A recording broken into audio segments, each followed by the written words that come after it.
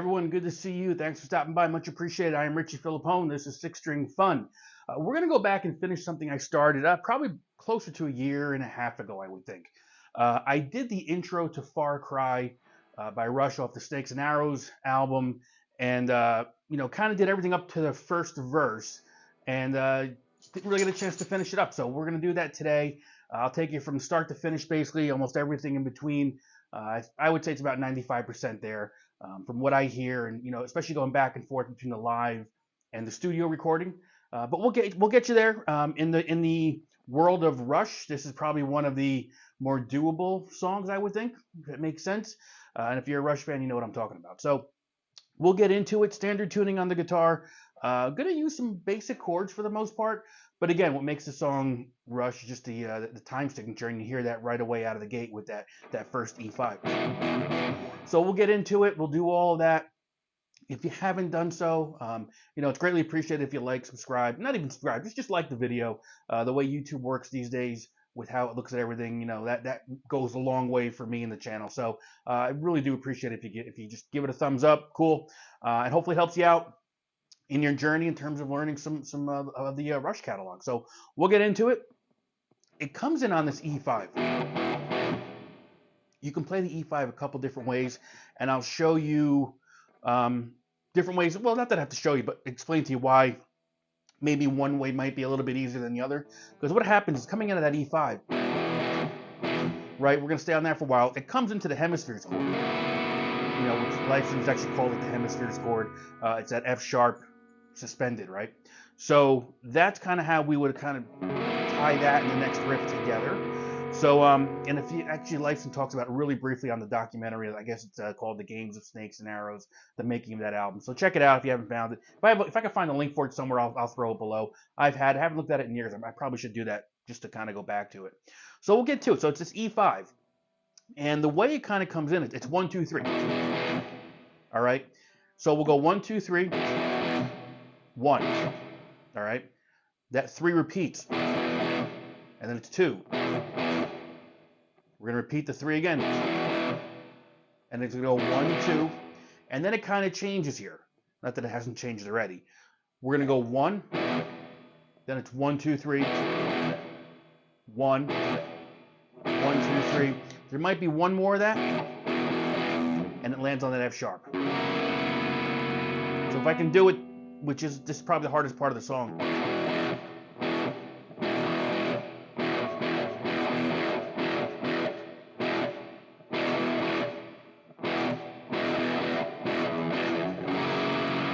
That wasn't it. It was very close.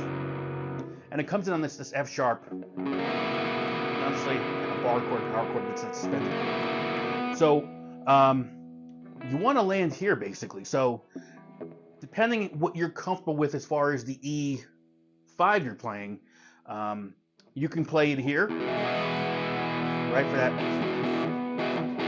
And if you can't get that bar shape, you can just kind of slide it right into that on the 3rd fret. Forego that root note there if it's easier. You can do that. You can just play the E5 and then just shift into that chord. What I tend to hear, and I don't know if I'm trying to remember now going back looking at the live videos, you could play this big E5, kind of like that Hendrix E5. Okay, where it's totally up to you. But I leave that, as far as how you want to do it. Now, the difference being between the studio and the live version, studio version, Alex Lifeson is definitely playing in conjunction with Geddy and Neil on the bass and drums. Live, I don't think he's doing a whole lot other than just... He's probably hitting the accents, but I think he's doing a whole lot of just kind of keeping that bottom level there because, again, the bass and the drums are doing more of the hits on the live version. And he's just kind of... So listen to that. That's your transition right there. We're going to go into the main riff now.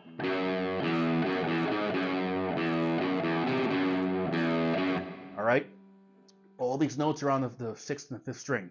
So we're going to go 2, open, back. So it's 2, open, 2, open, 4, 2. So 2, open, 2, open, 4, 2.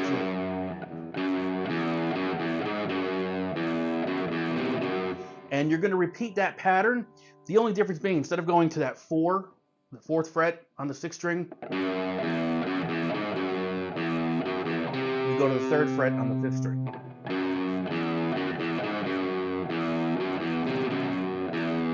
All right?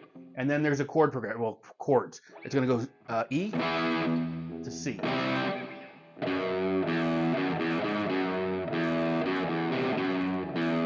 To the D, to the E, to an A up here. And if you do them quick, it'll sound like this. If you do the rip, all right, do the rip.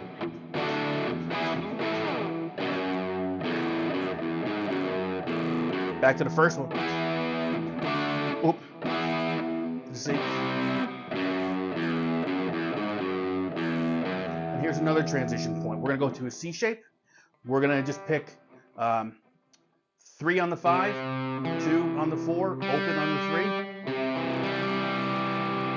3. Hit that 3rd fret again on the 5th string. Take our finger off. It'll be open A, 2, D, G.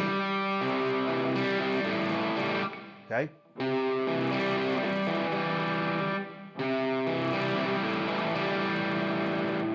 And now we get into the part where it's going into the verse now. And all this really is, from how I'm kind of picturing it, 2 on the D string, the 4th string.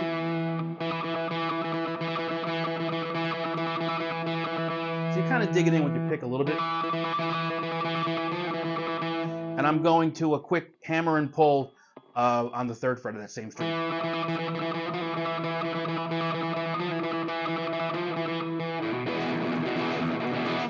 So you come back to that E5, and there's kind of like some scratching going on as well with the unity.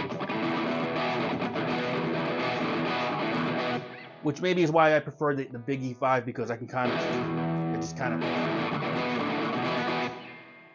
personal preference, but an E5 is what it is, right? So we're going to go into the verse now. The verse is going to be this riff with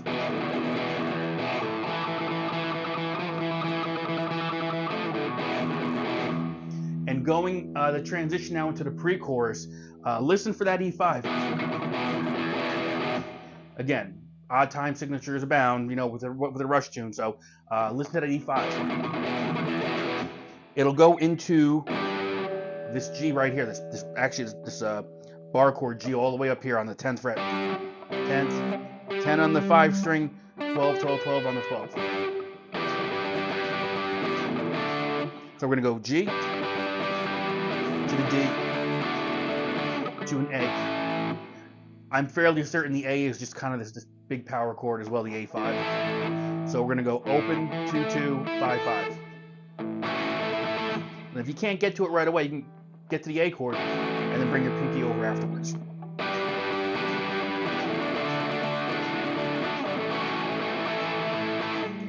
I think that's a signature sound to this part of the song.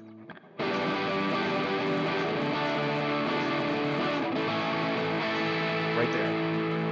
To the B, to a G here again. We're going to repeat. Instead of going to that A, we're going to go to this combination E and D. So my E chord is here, right? Of course, my D chord is here. You can go back and forth, but being that for both of these chords, there's overlap on the 7th fret, really, when you look at it, I just go, here's my E, there's my D, basically, right? My D, I'm just going to play this here.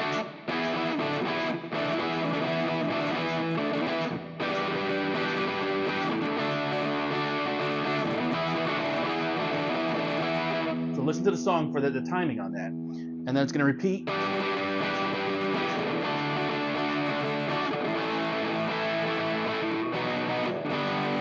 And then it'll come back here again, and then it goes into the chorus, basically.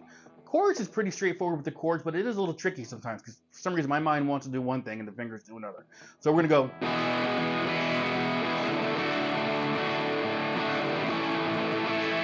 A again. So it's E to the D, to this A5, back to the E, and we finish up this with a D and an F sharp. Full F sharp, not the open. Full F sharp bar. Okay? And I kind of play the rhythm pattern in the strumming.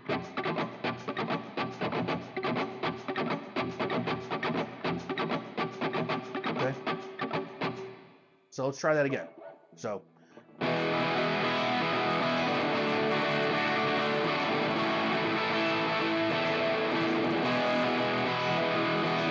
D. It'll go through 2 or 3 times, and then the transition again is the.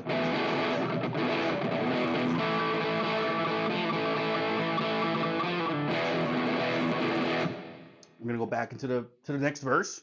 We go back, so it all's gonna repeat now. Everything goes. It's gonna keep repeating. Continues on. We go into what is the solo, which really isn't. It's 2 notes from what I can gather. It's not a gradual bend, I don't think. It's on the 4th fret of the 3rd string, and then the second note will be on the 5th fret of the B string. And I believe it's a full step. And I can't really, without having the music behind me, it kind of sounds weird. And then it's going to be a full, I believe, a full bend with the 5th fret on the 2nd string. And it just kind of hangs there. Just kind of, it's ringing out. You've got everything else, and I think the riff underneath this is the.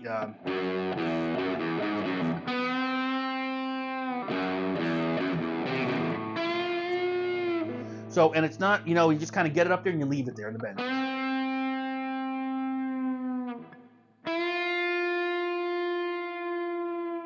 And again, the turnaround coming. So each, so it's going to be this one once, and just repeat it.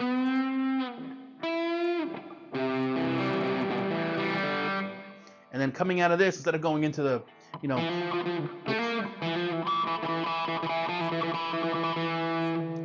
we're going to come out of the out of that into. So coming out of the solo.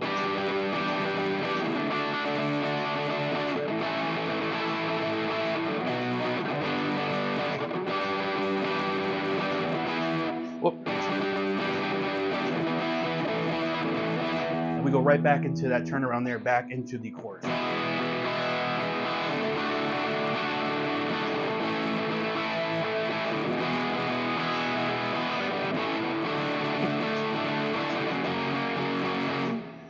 I believe that's kind of where the song starts to end. We're going to do the chorus, I believe it's 4 times. And then we kind of come back out, and good luck coming back out, because it's just all over again. And it's one instrument doing this, the drums doing that, bass doing this. Have fun with that. But basically listen to it, but it's the same thing. It starts out like the intro. And then it just kind of takes off from there. So good luck with that. But it's a fun tune to play. It really is. I think that was everything. I think I've kind of walked you through the whole song. If I missed anything, let me know, and I can kind of, you know, give it to you in the comments. But that's the meat and potatoes of this song, really, the bones of it. So hopefully you liked it. You know, give me the thumbs up. Really do appreciate it. It means a lot, because it does help out the channel. If you have any other requests, let me know. I got a couple of other Rush things up the sleeve I'm trying to do here, but we can we'll work on those, and I'll see you guys on the next video, man. Thanks very much. Bye.